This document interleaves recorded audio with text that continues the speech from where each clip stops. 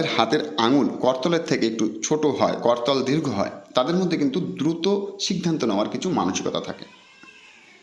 মানুষ যদি দ্রুত সিদ্ধান্ত নেয়, সেই সিদ্ধান্ত ভুল হওয়ার সম্ভাবনা বেশি থাকে, কিন্তু সকলের ক্ষেত্রে তেমনটা হয় না। যদি তার হাতে বুধের ক্ষেত্র, বৃহস্পতির ক্ষেত্র, রবির ক্ষেত্র, মস্তিষ্ক রেখা ইত্যাদি ভালো থাকে, তাহলে সে কিন্তু দ্রুত সিদ্ধান্ত নিতে পারে এবং তার সিদ্ধান্ত সঠিক হয়। এই হাতে রবির ক্ষেত্র ভালো থাকার কারণে রবিকে বলা হয় মান যশ প্রতিষ্ঠার কারক। রবি বিজ্ঞানের কারক, রবি মানুষের আত্মসম্মানের কারক।